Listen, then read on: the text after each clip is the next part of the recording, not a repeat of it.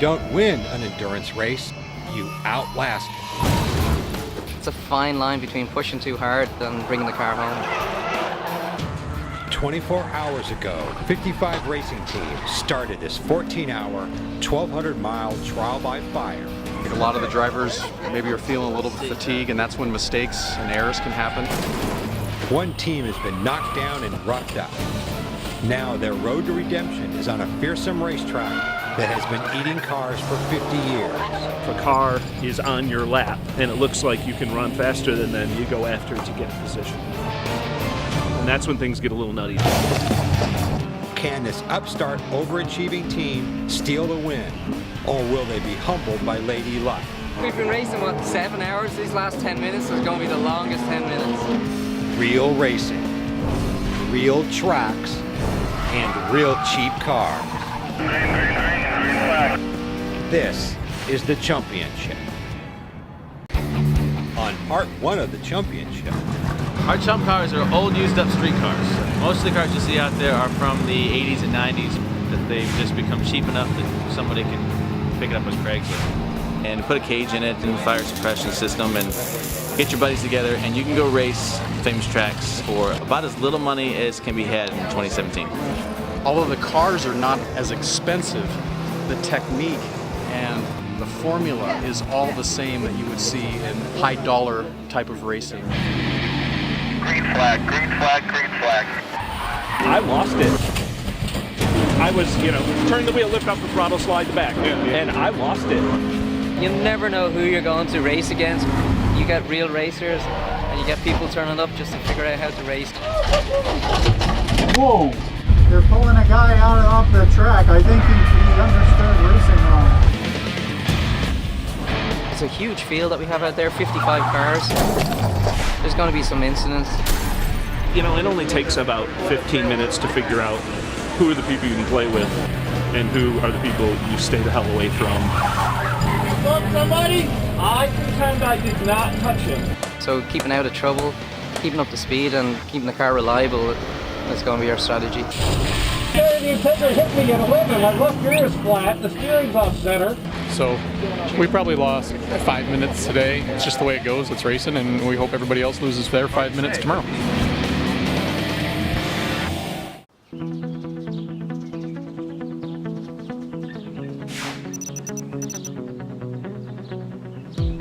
it's day 2 of the Chump Car Western Region Championship, a pair of 7-hour endurance races that are scored as a single contest. The championship is at the world-famous Mazda Raceway, Laguna Seca, located in California's picturesque Central Coast.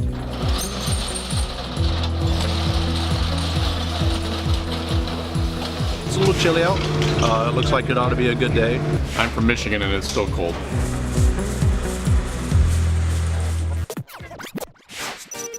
What I've got, somebody left this on track. Maybe it's important, maybe it's not, but if you're looking for it, I've got it up here, you can come grab it. By and large, I'm very pleased with yesterday. You guys did a really good job on pit road, so if we can have a repeat of yesterday, today, it'll be a pretty good weekend. Team Los Cedros Voladoras started the weekend with high hopes for the win.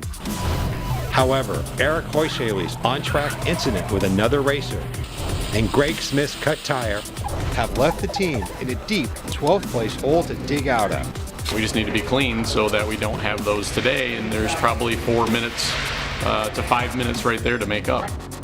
Greg is scheduled to drive the first stint in the team's Plymouth Neon, but he will not start the race. I relinquished my driving stint to Eric, getting over this cold and my head's not in it, literally. So feeling a lot more relaxed now that I'm not thinking about driving. I gotta redeem myself from my little outlet thing yesterday. Or make it more spectacular. One of the two, right?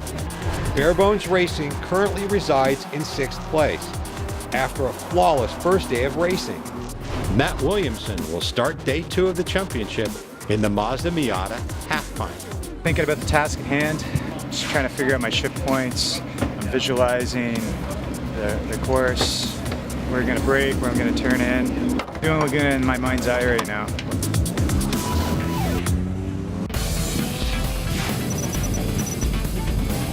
And this is where a well-prepped car pays off, right? The car, shouldn't need anything after day one, and I'm confident that we're in good shape. Any luck, the car won't need anything other than maybe a tire every once in a while and some gas. A lot of the drivers maybe are feeling a little fatigue, and that's when mistakes and errors can happen. So hopefully people will be cognizant of that and take it easy on the first few laps.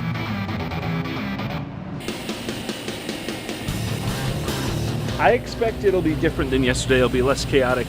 Everybody who's out here is taking it seriously enough to finish the race. And so people usually drive smarter and take it a little easier. In my experience, things won't get crazy again until the last stint, the last 2 hours, 1 hour, when, if a car is on your lap and it looks like you can run faster than them, you go after it to get a position. And that's when things get a little nutty.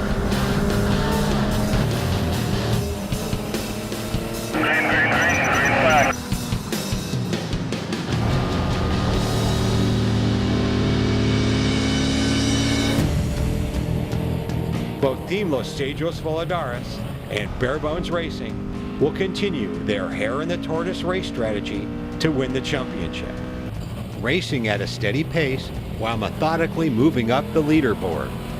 They can't match the speed of the race-leading Slugworks Mitsubishi Eclipse and U-Boot Renenworks Porsche 944. I like the fact that we have an underpowered car. You can't just take care of problems down the straights, you have to drive it well through the rest of the track. But the Neon and Miata can go substantially further on a tank of gas than their faster and thirstier competition, who will be forced to make extra fuel stops. This endurance race is over 2 days. We finished yesterday's race. That's great, we were successful, but we can't live off of that success. Right now is all about today.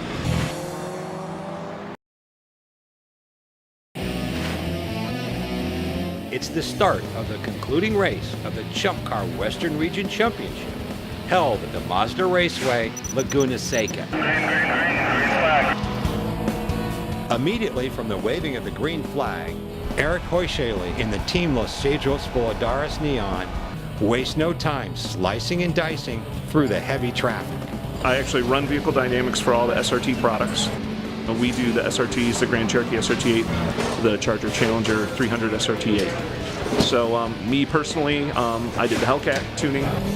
You'll find a number of washed up ex-race car drivers working in vehicle dynamics at car companies. And we get a lot of track time, but it's not racing. And I just miss racing. We picked up 2 spots first thing this morning. We've been plugging away. We'll see what happens. The first round of pit stops are coming up here real soon. We're looking good, and hope everything hangs together and we follow our plan today.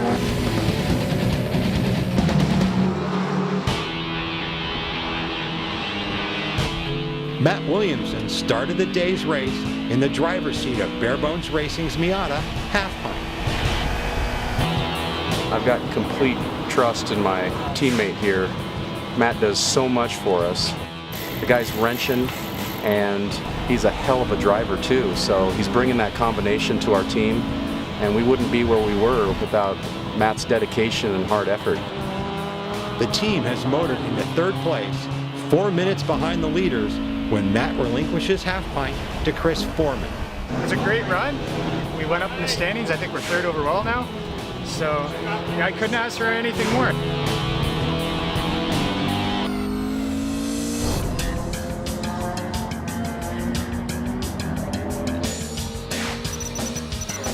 While Eric, in a heroic and determined drive, races the Team Los Cedros Valladares Neon up to 8th place, the rest of the team prepares for their first pit stop of the day.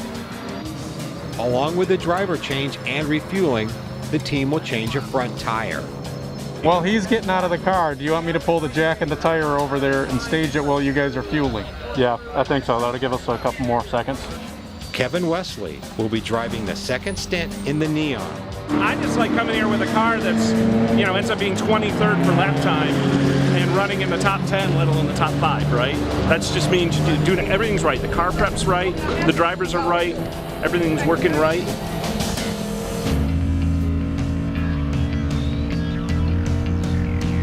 Kevin's assignment for the next 2 hours is to continue aggressively making up time on the track while staying out of trouble.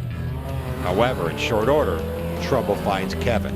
I got hit by a little white Miata coming out of 11, which was complete crap.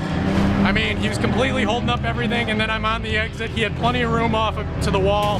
He just drove into the rear of me. I mean, it's fine, but it was stupid. In a well-needed stroke of luck, the on-track incident with the Miata causes no damage to the Neon.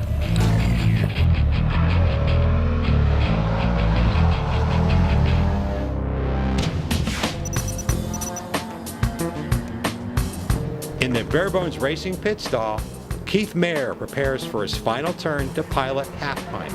I'm just making sure that I have all my gear in place and everything's ready to go. Chris has kept the Miata in third place, well within striking distance of the race-leading U-Boot Rennenwerks Porsche 944 and Slugworks Mitsubishi Eclipse, both who will need to make at least one more time-consuming refueling pit stop than the Miata.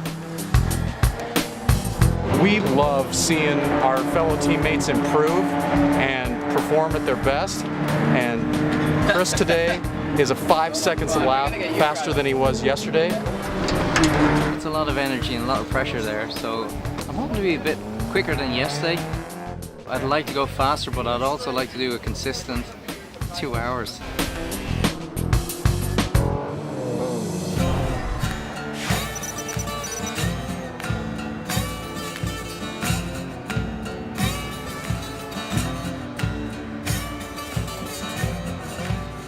Midway through the race, pit lane and the garages are littered with cars that have suffered mechanical failures.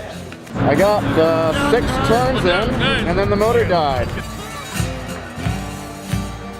We had a very small issue with one of the pistons. It was got an opening in it. It wasn't supposed to be there.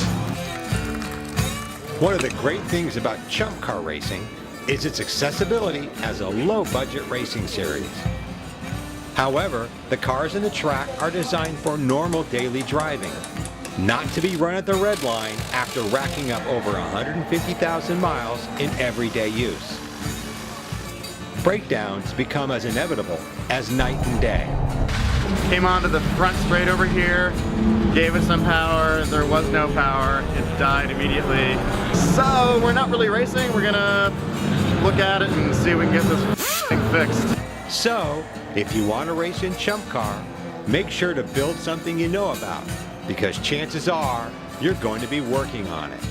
Bruce, did we save the warranty card on this motor? I'll have to check the mileage here.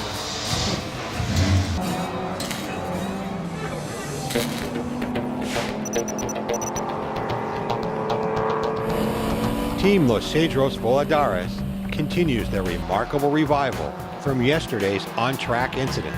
I'm in pit lane, I'm in pit lane. Kevin has skillfully navigated the Neon up to 4th place, right behind the Barebones Racing Mazda Miata, Slugworks Mitsubishi Eclipse, and U-Boot Rennenwerks Porsche 944. It was a good stint. I think we're in good shape. I'm excited, I'm tired. It's been a long time since I drove 4 hours over one weekend. The team's resurgence in the standings is the best medicine for Greg's cold. Feeling pretty good, Things are going well. I'm a little tired just for a moment, but yeah, everything seems to be holding up okay. Car's doing exactly what we thought it would do fuel-wise, which is good. David Carr is back in the Neon. His responsibility is to keep up the torrid pace set by Eric and Kevin for the next 2 hours before he hands the Neon back to Eric for the final stint of the day. For every team remaining in the championship, their emotions swing from confidence to fear. Is the car still running because it's strong? Or are the miles about to take their toll? I've got power, but all of a sudden I lost delivering any power to trans.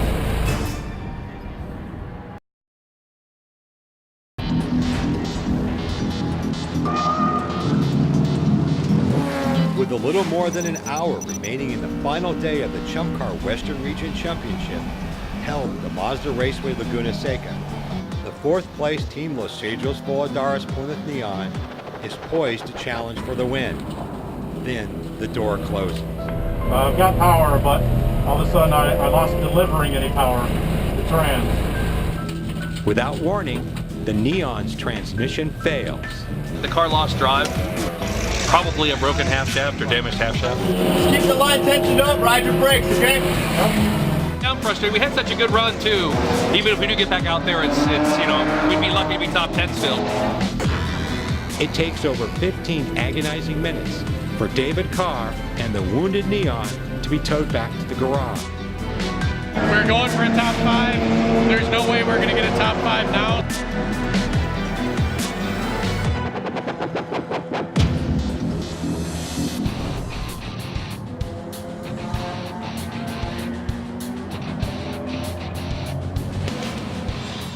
Out on the track, Keith has kept the Bare Bones Racing Miata Half Pint in 3rd place and in contention for the win. Now that we can see the end of the overall weekend, it's a fine line between pushing too hard and bringing the car home. On the next lap, Keith will bring Half Pint in for the penultimate pit stop. David Fosberg will take the reins for the final sprint to the checkered flag. About 20 minutes before I get into the car, I like to go into the trailer just by myself and just close my eyes and just kind of mentally visualize every corner, gear changes, throttle application, just play it over and over again in my mind. It kind of brings a peace and a calm. So when I get behind the wheel and in the car, I'm just executing. For David, the remaining race strategy is crystal clear. Drive all out and hope the leaders run into trouble in the closing dash to the checkered flag. Whatever we're presented with, I'll do my best and we'll just drive and we'll just see what happens. There is only 50 short minutes left in the 14-hour endurance race. David is just 1 lap behind the Slugworks Mitsubishi Eclipse and U-Boot Rennen Works Porsche 944. The championship is far from over. It's going to go down to the wire.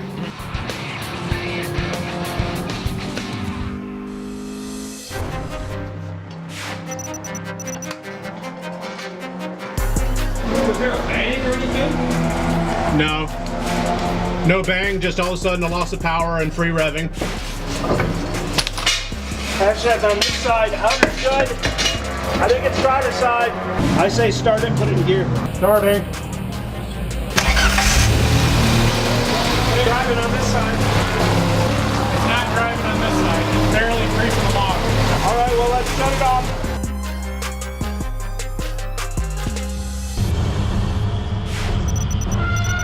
The final minutes of the championship are perhaps the most treacherous on this physically demanding track. The strain of running at the red line for almost 14 hours is taking its toll on man and machine. David's outstanding racing skills and Half Pint's exceptional track prowess keeps the pair out of trouble and an unlikely contender for the overall win. David's in the car and has to reel in a car that's over a lap ahead of him. Over the last 45 minutes, he's reeled it down from a full lap all the way down to a 34-second gap. In an all-out sprint, David is running 2 seconds a lap faster than the leaders. And we have 25 minutes left in the day, and each lap is roughly 2 minutes. So you do the math, and it's tight, but we have a chance. Thanks to Dave. What a driver. The 2-day, 14-hour endurance race has evolved to a 20-minute flat-out chase to the checkered flag. Remarkable, doesn't get better. Back in the garage, a broken transmission cruelly robs the championship hopes for Team Los Cedros Volaris. I couldn't have predicted the transmission would break internally. We don't usually have that particular kind of a problem. You know, these are usually pretty tough. You're doing so well, holding 4th place. Just typical racing. I mean, we got there, we gave our best effort, we did everything we could. These kind of things just happen sometimes.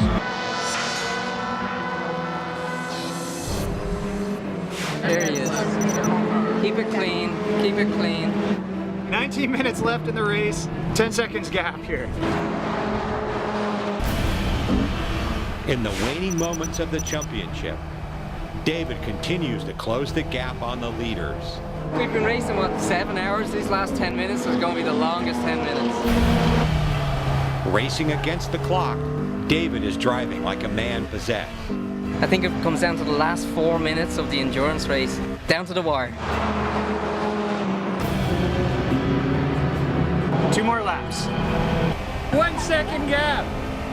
With time running out, this is the closest David will get to the race leaders.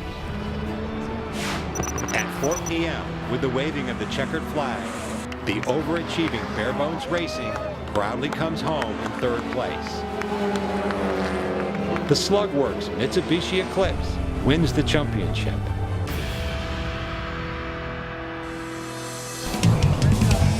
This is the best finish we've ever had as a team. After 3 years of racing, countless turns of the wrench. You know, don't tell our loved ones how many dollars spent. We just kept at it, did our best, and we just saw the lap times coming down, down, down. I'll take the look at the Irish or whatever worked and we'll just double down and keep going. This is truly endurance personified.